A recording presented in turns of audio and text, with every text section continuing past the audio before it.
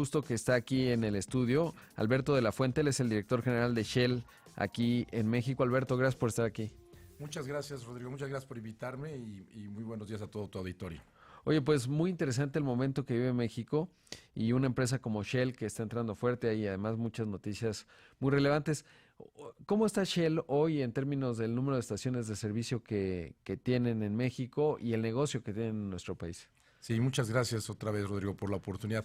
Pues en México tenemos prácticamente ya 200 estaciones de servicio. Estamos en 2 estados de la República y en particular la semana pasada fue muy importante para nosotros porque por un lado nos aprobaron 9 de nuestros planes de exploración que tienen que ver con el desarrollo de proyectos en aguas profundas y por otro lado lanzamos la nueva formulación de nuestra gasolina V-Power. Así que fue una excelente semana para nosotros. Ahora, de las 200 estaciones de servicio que operan, ¿cuántas son propias, cuántas son con socios? La gran mayoría de ellas son con socios. El modelo de que sean propias, ese lleva un poco más de tiempo y es en el que estamos creciendo actualmente porque se requiere más infraestructura y más coordinación de nuestro lado. Entonces, la gran mayoría ahorita, yo diría casi el 80-90% son con socios y vamos creciendo en el modelo de propias. ¿Cómo se ve el 2019 en términos de del crecimiento que están proyectando en número de estaciones? Pues esperamos llegar a lo mejor a las 300 estaciones de servicios este año y tenemos planes por invertir $1,000 millones en los próximos 10. Queremos ser un jugador relevante, nos gusta tener entre un 10-15% del mercado y para eso vamos a estar creciendo en los próximos años. Ahora, en cuanto a la fórmula, ¿en qué consiste? ¿Le ponen aditivos a la gasolina? ¿Cómo funciona esa? Sí, gracias, Rodrigo. Efectivamente, lo que distingue las gasolinas son los aditivos que cada empresa le pone. Y nosotros lo que lanzamos la semana pasada es la nueva formulación de V-Power, es nuestra gasolina premium. Esa gasolina es 99% igual que la utilizan los coches de Fórmula 1 de Ferrari. Es prácticamente la misma. Y consiste en la formulación anterior tenía los aditivos tenían 3 protecciones. Una que tenía que ayudaba a limpiar el motor o evitar la suciedad.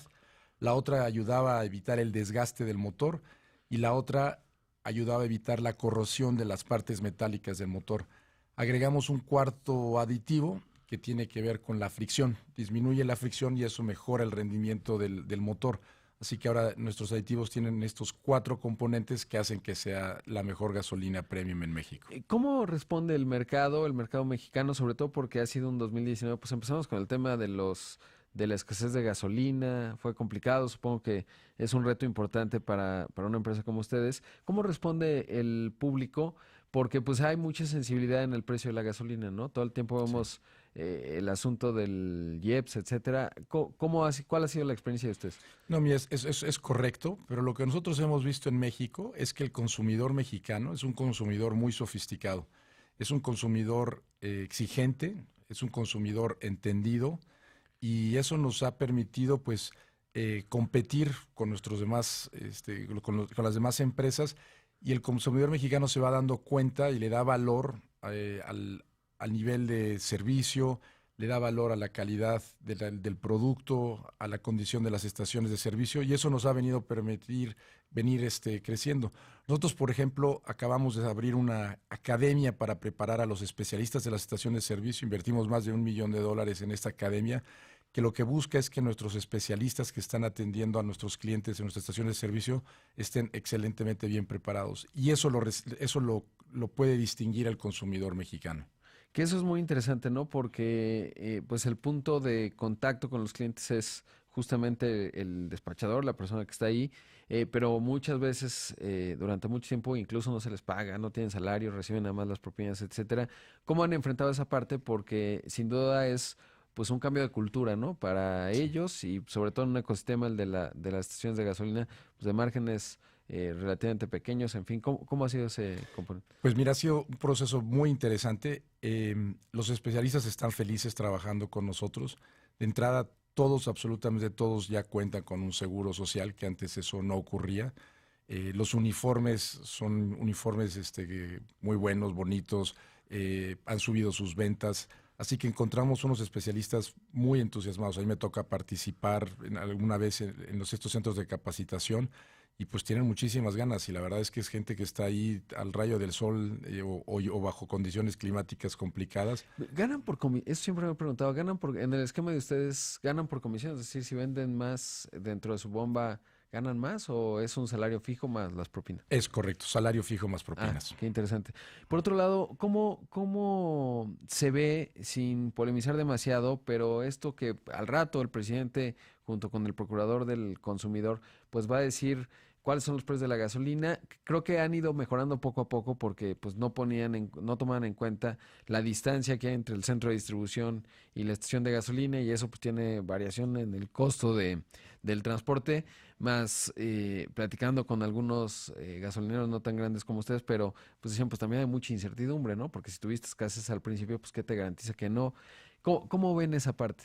Sí, y tienes toda la razón. La verdad es que ha venido evolucionando la manera en que se comunican los diferentes precios en la República. Creo que va mejorando.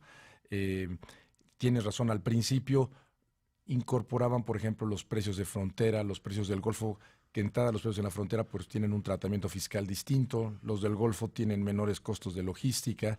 Entonces el gobierno ha venido haciendo un esfuerzo importante por tratar de hacer un mejor análisis. Me parece que continúa siendo difícil.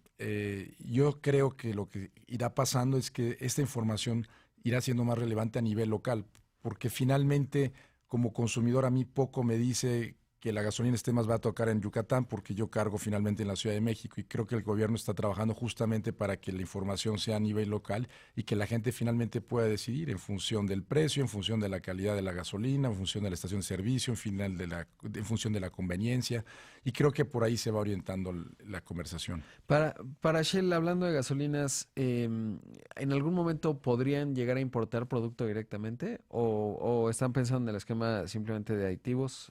No, es correcto, es correcto. Creo que todas las empresas y nosotros en particular estamos buscando importar nuestro producto. Es un lugar donde se hace falta muchas inversiones, pero nosotros ya tenemos algunas de estas contratos de largo plazo con empresas que se dedican a importar producto, a construir la infraestructura y bueno, estamos a la espera de que se lleven a cabo estas inversiones para que podamos importar el producto y entonces tengamos más flexibilidad. Claro, pero digamos, la inversión hoy en los siguientes 10 años, $1,000 millones. Eso es correcto. Si las condiciones de mercado se mantienen, esa es un poco la cifra que tenemos solamente para la parte de estaciones de servicio. Por- Sí, bueno, y preguntarte ahora el otro tema que yo creo que fue una señal bien positiva de la Comisión Nacional de Hidrocarburos, que finalmente pues ya les dio estos permisos de exploración y extracción. ¿Cómo le explicarías a alguien que a lo mejor no está tan cercana a la industria del petróleo por qué era muy importante esta señal y qué significa para ustedes? Muchas gracias, Rodrigo, otra vez. Pues mira, lo que hizo la Comisión Nacional de Hidrocarburos fue aprobar en nuestros planes de exploración. ¿Eso qué quiere decir? Es como si nos hubieran aprobado nuestros planes de trabajo para los próximos 4 años. Y en esos planes lo que hemos hecho es un compromiso mínimo de invertir $800 millones, pero podríamos invertir hasta 2,200 o más millones de dólares. Esto solamente se refiere a la parte de exploración. Es decir, es el dinero que nosotros vamos a invertir solamente para ver si existen hidrocarburos en el subsuelo o no. Pudiera ser que después de hacer estas inversiones multimillonarias no encontráramos petróleo. Y pudiera ser que encontráramos, que es lo que esperaríamos en algunos de estos lugares, y ya encontrando, entonces tendríamos inversiones aún más grandes para el desarrollo de cualquiera de estos proyectos. Así que es un compromiso muy grande porque en 4 años vamos a estar explorando al menos 13 pozos en aguas profundas y ultraprofundas. ¿En dónde están estas áreas? Tenemos 5 bloques, 5 áreas en el norte del Golfo de México, lo que se conoce como el cinturón plegado de Perdido, y tenemos 4 bloques en el sureste, en lo que se refiere a las cuencas salinas, enfrente de las costas de Campeche, básicamente. Y lo que ya aprobó la CNH es justamente para todas. Es correcto, es correcto. En 2 sesiones de la semana pasada aprobaron primero 5 bloques y después otros 4, así que ahora ya tenemos 9 bloques aprobados. Nosotros tenemos 11 bloques en total, 2 más en aguas someras y falta uno de esos dos permisos por ser ese plan de exploración, porque lo tuvimos en la ronda 3.1, ese todavía falta de ser autorizado. Y eso te quería preguntar, porque finalmente estos tres, digamos, grupos de bloques los habían ido obteniendo en las distintas rondas, ¿no? Sí, es correcto. Donde obtuvimos la gran mayoría de ellos fue en la ronda 2.4, que fue donde obtuvimos estos 9, y en la ronda 3.1 en aguas someras, y también en la ronda 2.1 el otro de en aguas someras. Y lo que es interesante es que a, a un año de haber presentado, haber firmado los contratos, que fue en mayo del año pasado, hoy ya tenemos estos planes de exploración. En los próximos meses vamos a estar trabajando en los siguientes permisos para poder llevar a cabo la primera perforación, esperamos a final de año. De ser así, será un tiempo récord para nosotros a nivel internacional, desde la firma de un contrato hasta la perforación del primer pozo. Wow, eso es una noticia muy interesante que lo digas porque pues hay mucha expectativa, yo creo que toda la industria de cuál, hacia dónde se va definiendo. De repente el presidente uno ve que se pronuncia porque por ciertas prerrogativas de no vamos a exportar petróleo, el petróleo es de los mexicanos tal, y el hecho de que, y a veces parece pues casi esquizofrénico porque lo que se requiere es mayor producción, está dentro de los objetivos, y eso se logra justamente de la mano de empresas como Shell, en términos de que pues puedan sacar este petróleo, más la inversión de lo que eso significa, y es una gran señal, ¿no? Por un lado, o sea, el que haya avanzado tan rápido. Es correcto. Nosotros escuchamos, claro, el mensaje del señor presidente cuando decía necesitamos que las empresas inviertan y que vayan rápido. Nosotros estamos yendo tan rápido como podemos.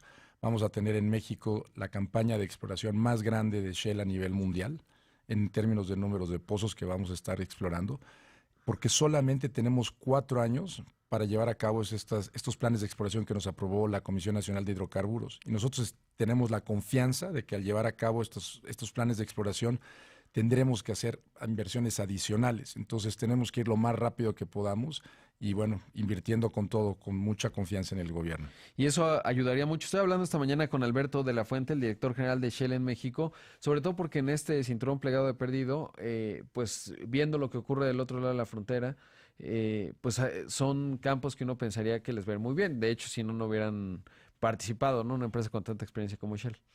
Es correcto, pero también no olvidemos quizás dos cosas que son importantes para México. La primera es que en aguas profundas y ultraprofundas se ha explorado poco, entonces existe mucha incertidumbre al día de hoy.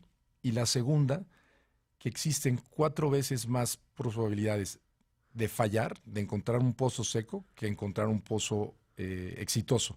Es decir, el 75-80% de las veces que perforamos un pozo, el pozo resulta poco exitoso.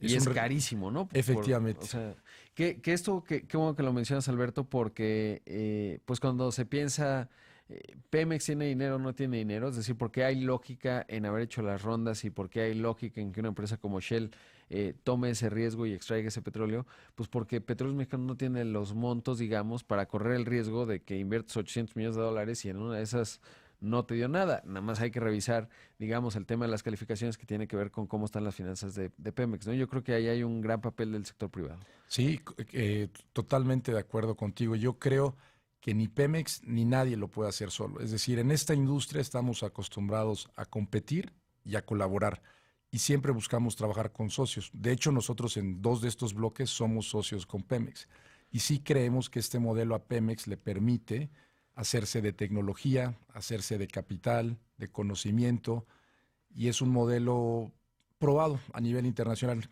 En todos lados, en todos los bloques, siempre vamos con socios, incluidos nosotros, porque nadie puede asumir ese riesgo y siempre el socio trae una perspectiva adicional al proyecto que lo hace mejor.